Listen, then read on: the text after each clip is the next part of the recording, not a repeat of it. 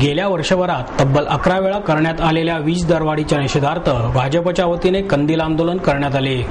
महावितरणने प्रत्येक युनिट मागे 41 पैशांची दरवाढ केली। त्याच्या निषेधार्थ भाजपच्या वतीने अलका चौकात कंदील आंदोलन करण्यात आले। भाजपचे आमदार गिरीश बापट, गटनेत्या मुक्ता टिळक, नगरसेवक अशोक यनपुरे, सीमा सरदेशपांडे, मनीषा घाटे, महेश लडकत यांच्यासह अनेक कार्यकर्ते यावेळी उपस्थित होते। राज्यात गेल्या काही दिवसात सर्व वस्तूंची प्रचंड दरवाढ होत आहे, मात्र ही दरवाढ रोखण्यास आघाडी सरकार अपयशी ठरत आहे। गेल्या वर्षभरातच विजेची तब्बल 11 वेळा दरवाढ झाली आहे। त्यामुळे सर्वसामान्यांचे जगणे मुश्किल होणार असून या दरवाढीला कारणीभूत असलेल्या आघाडी सरकारला सत्तेवर राहण्याचा अधिकार नाही। गुंडगिरी, भ्रष्टाचाराने जमवलेला पैसा, लोकांचे अज्ञान, दुबळेपणा याचा फायदा घेऊन आघाडी सरकार सत्तेवर आले आहे। सर्वसामान्यांना धोका देणाऱ्या भ्रष्ट सरकारच्या मस्तवालपणाला लगाम घालण्यासाठी नागरिकांनी एकत्र यावे। खडकवासला पोटनिवडणुकीत या सरकारला पहिला झटका युतीने दिला आहे, मात्र तरीही या सरकारच्या डोक्यात प्रकाश पडत नसेल तर आगामी महापालिका निवडणुकीत त्यांना मोठा झटका बसेल, अशी टीका आमदार बापट यांनी यावेळी केली। विजेची अन्यायकारक दरवाढ करणाऱ्या सरकारचा धिक्कार असो, वीज दरवाढ रद्द करा अशा जोरदार घोषणा सुद्धा यावेळी देण्यात आल्या। त्या महाराष्ट्र राज्यामध्ये एक असा विषय नाही की ज्याची भाववाढ होत नाही। सगळ्या ठिकाणी भाववाढ, सगळ्या ठिकाणी भ्रष्टाचार। वीज दरवाढ तर मागच्या अनेक वर्षामध्ये 11 वेळा केली।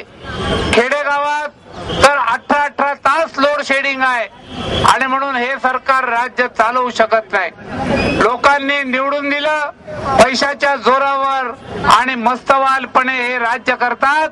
त्यांना पहिला झटका या पुण्यातून खडकवासल्यामध्ये आपण दिला आहे आणि ते जर आता शुद्धीवर आले नाहीत तर येणाऱ्या महानगरपालिकेमध्ये देखील दुसरा झटका दिल्याशिवाय पुणेकर जनता आणि महाराष्ट्रातली जनता राहणार नाही। आणि म्हणून आपल्याकडे असणाऱ्या भ्रष्टाचारातून आलेल्या पैशातून निवडणुका जिंकायच्या, कुठे पोलिसांना हाताशी धर, कधी गुंडांना हाताशी धर, कधी अज्ञानाचा फायदा घे, कधी लोकांच्यात असणाऱ्या अंधश्रद्धेचा फायदा घे, लोकांच्यात असणाऱ्या कमजोरीचा फायदा घेत हे सरकार निवडून आलं, पण दिलेलं एकही आश्वासन त्यांनी पूर्ण केलं नाही।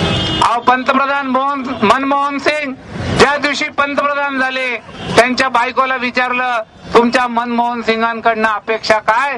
तेव्हा ती म्हणली, माझ्या काही अपेक्षा नाही, मी घरात स्वयंपाक करते, तो गॅस स्वस्त करायला सांगा। पण या नवऱ्याने त्याही बायकोचं ऐकलं नाही।